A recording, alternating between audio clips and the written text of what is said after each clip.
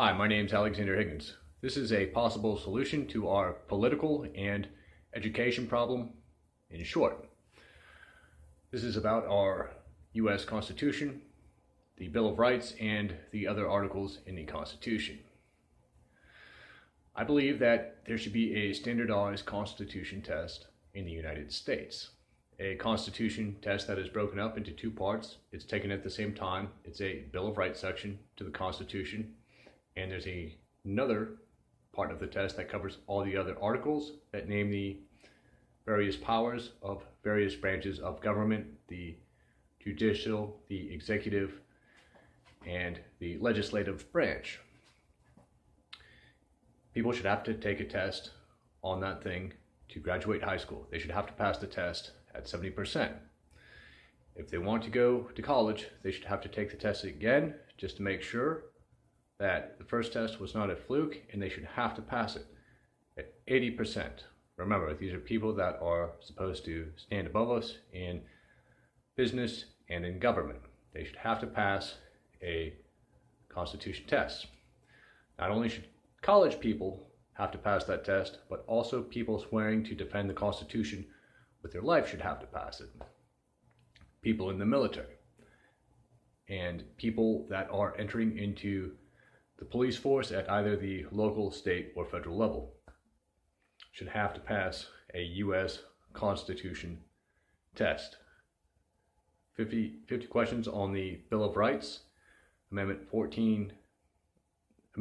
13, 14, and 19. So that would be the Bill of Rights section. And then again, another 50 questions on the other areas of the Constitution, the other articles. So we have millions and millions of people that are going into the military and have come out of the military, and they've sworn an oath to defend the Constitution. And many of them, like myself, after prior to enlisting and just after getting out, we probably couldn't pass a Constitution test very well. Now, I still respect the service that anyone has done. I respect their motives for serving. But people need to get this Constitution in their brain, and I believe that this would help put our nation together. It would tell us how we're allowed to agree and disagree with one another, and how we should make laws with regards to those disagreements, or whether or not we can or cannot make a law. Maybe we should remove laws. Maybe we need to make less laws. If we took a test on these basic principles, and of all the standardized tests that we have, how come we do not have a U.S. Constitution test? I'm asking this to people in our society, all our politicians. If you're a teacher, how come all the kids going in and out of that high school, and how come I never had to take a standardized Constitution test? If you claim that you are an educator, I was made to say the pledge every day, which is kind of a violation of my First Amendment rights. I was required to do that. I don't really have a problem with it, but the fact that I was made to do it is a violation, okay? But at no point have I ever really sat down and learned the Bill of Rights. I've had to take all kinds of other standardized tests. I've taken Calculus 1, Calculus 2, Calculus 3 in college. I took trig in high school, astronomy, chemistry, and physics in high school. I took college physics, the named math classes that I took anthropology.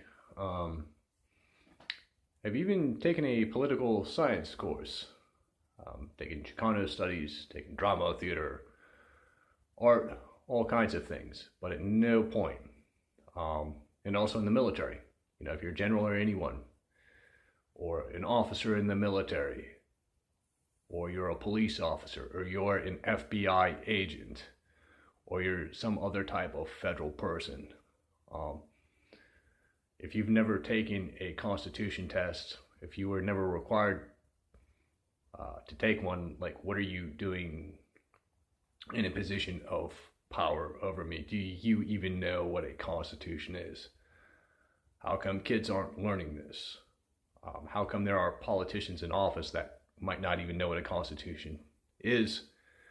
A U.S. Constitution I'm talking about, with a Bill of Rights. How come there are millions and millions of people who have gone through public education from kindergarten through grade 12, and they have no concept of the Bill of Rights? How come, without looking at the internet, how come 90% of the people, at least 90% of the people, would fail such a test if there were a multiple choice test?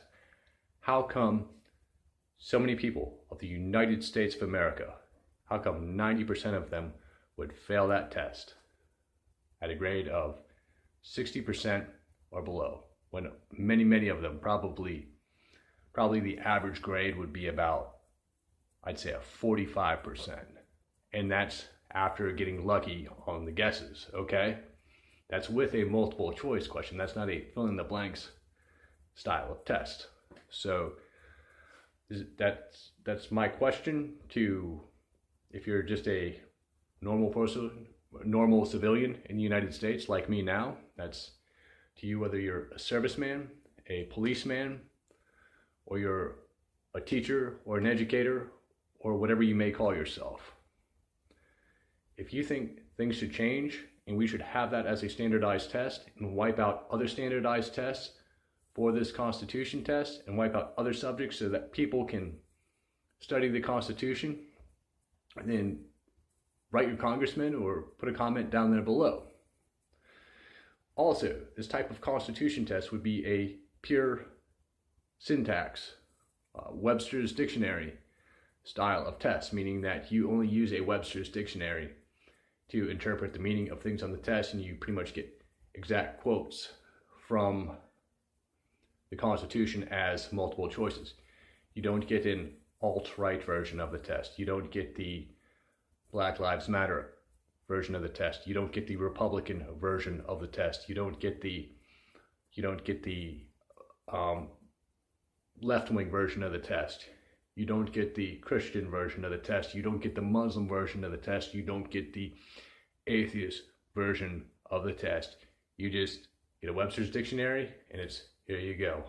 What does the Constitution mean? And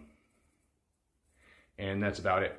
Also, yeah, that's about it. It's not an open book test. Now, you use the Webster's dictionary to study the Constitution prior to taking the test, okay? That's about it. Why not have that as the standardized test for high school graduation at 70%? Oh, I forgot immigration here. Shouldn't people having to immigrate have to pass this test at 80% also, if they want to live by our laws and American principles and they just don't want our money, okay? Thank you very much. My name's Alexander Higgins. If you like, put a comment or question below if you agree or disagree or whatever. Try and be civil in the comment section rather than political, let's say. Thank you.